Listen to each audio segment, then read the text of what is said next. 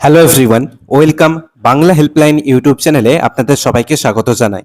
অন্নপূর্ণা যোজনা বা অন্নপূর্ণা ভান্ডারের offline form publish করা হয়েছে এবং কিভাবে আপনারা ফর্ম ফিল আপ করবেন প্রত্যেকটা স্টেপ বাই স্টেপ আপনাদেরকে দেখিয়ে দিয়েছি।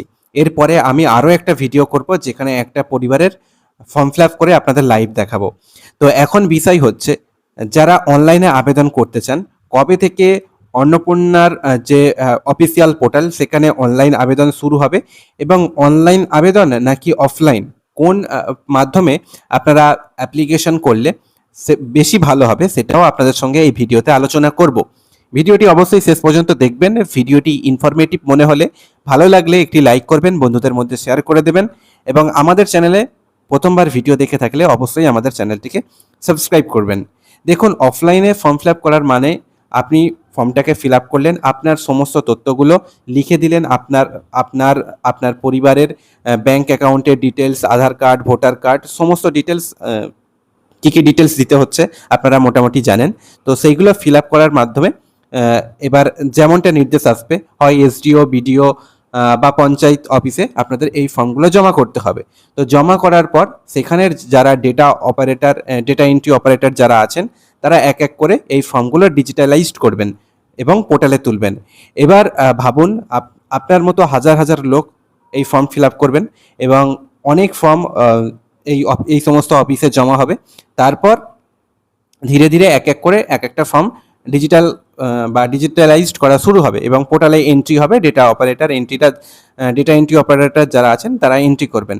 এবার তাহলে এই প্রসেস হতে সময় লাগবে এবং আপনার সমস্ত ডিটেলসগুলো পোর্টালে যেতে দেরি হবে। প্রথম একটা বিষয় গেল। দ্বিতীয় বিষয় হচ্ছে, এই 12 পাতার ফর্মে অনেকগুলো ইনফরমেশান আছে। এবার হাজার হাজার এই ফর্ম যখন এন্ট্রি করা হবে, এন্ট্রি করার সময় একটা ব্যাংক অ্যাকাউন্টের একটা ডিজিট এদিক সেদিক হতেই পারে বা কোনো নামের স্পেলিংও ভুল হতেই পারে। তো সেক্ষেত্রেও আবার সমস্যা হতে পারে, কারণ এতগুলো ফর্ম এত ডিটেলসে যখন ফিল আপ করা হচ্ছে তখন একটা ভুল হওয়াটা তো স্বাভাবিক। যারা ডেটা এন্ট্রি অপারেটর যারা আছেন, তো তাদের দিক থেকে একটা ভুল হতেই পারে এবং ভুল হওয়াটা খুবই স্বাভাবিক। তো সেক্ষেত্রেও আপনাদের সমস্যা হতে পারে। এবার আপনি যদি অনলাইনে আবেদন করেন, তাহলে অনলাইনে আবেদন করলে কি হবে, আপনি নিজে হাতে আবেদন করছেন, আপনার সমস্ত ডিটেলসগুলো আপনি নিজে পোর্টালে তুলছেন, সেক্ষেত্রে ভুল হওয়ার সম্ভাবনা খুব কম।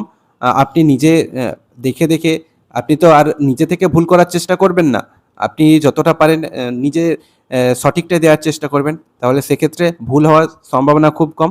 আর আপনি যখন অনলাইনে আবেদন করছেন, মানে সঙ্গে সঙ্গে আপনার ডেটাগুলো পোর্টালে উঠে গেল এবং আপনার ফর্মটা ডিজিটালাইজডও হয়ে গেল এবং সেক্ষেত্রে আপনার ভেরিফিকেশন প্রসেসটাও তাড়াতাড়ি হয়ে যাবে, কারণ যেহেতু আপনার ফর্ম আপনি আগে থেকেই ডিজিটালাইজড করে পোর্টালে তুলে দিয়েছেন।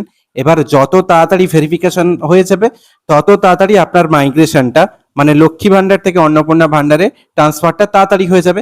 সেক্ষেত্রে আপনার এই 3,000 টাকা পেতে সুবিধা হবে এবং আপনি আগে এই 3,000 টাকাটা পাবেন। তো এই সমস্ত বিষয় যদি ভাবেন, তাহলে অবশ্যই 100% অনলাইনে ফর্ম ফিল আপ করাটাই বেটার হবে। অনলাইনে আবেদন শুরু হবে কবে থেকে?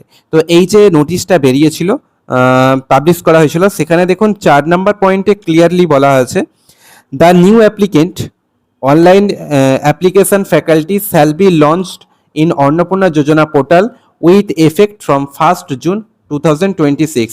মানে 2026 পয়লা জুন থেকেই অন্নপূর্ণা ভাণ্ডার যে প্রকল্পের অফিসিয়াল ওয়েবসাইট আছে, সেই পোর্টালে এই অন্নপূর্ণা ভাণ্ডারের নতুন অ্যাপ্লিকেশন করার যে প্রসেস, সেটা শুরু হয়ে যাবে। মানে আগামীকাল থেকেই আশা করা যায় অন্নপূর্ণা ভাণ্ডার প্রকল্পের ফর্ম আপনারা অনলাইনে আবেদন করতে পারবেন।